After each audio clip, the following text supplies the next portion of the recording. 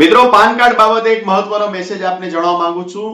તમને એમ લાગે છે કે પાન કાર્ડ સામાન્ય માણસ માટે નથી તો સાવધાન। 31 ડિસેમ્બર 2025 સુધીમાં પાન અને આધાર લિંક નહીં હોય તો મોટું નુકસાન થશે। સૌથી પહેલા ત્રણ મોટા ફટકા જાણી લો। એક તો તમારું બેંક એકાઉન્ટ છે એ ફ્રીઝ થઈ જશે।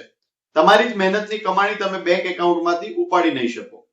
બીજી વસ્તુ, સરકારી સહાય કે સબસિડીના પૈસા જમા નહીં થાય।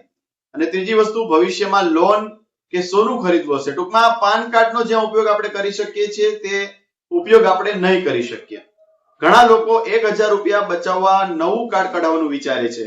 ઘણા લોકો એવું વિચારે છે કે મારું જૂનું પાન કાર્ડ છે પરંતુ એ લિંક કરવા જઈશ તો 1000 રૂપિયાનો ખર્ચ થશે। 1000 રૂપિયા બચાવવા માટે નવું પાન કાર્ડ ની પ્રોસેસ કરવાનું વિચારે છે, પરંતુ મિત્રો સાવધાન થજો, કારણ કે આ રીતે પકડાયા તો 10,000 રૂપિયાનો દંડ અને જેલ થશે, કારણ કે તે ગુનો છે। અને જૂના પૈસા જો ખાતામાં કે હશે તો અટવાયેલા રહેશે। તમારું કાર્ડ ચાલુ છે કે બંધ, આ ઘરે બેઠા તમારે જાણવું હોય તો ઇન્કમ ટેક્સ ઈ ફાઇલિંગ ગૂગલ ઉપર લખો।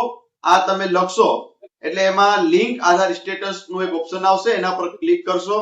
જો ઓલરેડી લિંક બતાવે તો શાંતિ, પરંતુ જો એવું ન બતાવે તો આજે જ આધાર અને પાન કાર્ડ લિંક કરાવી લેજો। આધાર અને પાન લિંક કરાવવા માટે 1000 રૂપિયા ચાર્જ છે। મિત્રો 31 ડિસેમ્બર છેલ્લી તારીખ છે। જો પછી કોઈ સરકાર વધારે એ વસ્તુ અલગ છે, પણ અત્યારે 31 ડિસેમ્બર એ છેલ્લી તારીખ છે। જો કોઈ ગરીબના પૈસા ન અટવાય એટલા માટે આ વિડીયો અત્યારે જ શેર કરો અને આ માહિતી લોકો સુધી પહોંચાડો। અને આવી અપડેટ જાણવા માટે અમને ફોલો કરો, સબસ્ક્રાઇબ કરો અને લાઈક કરો।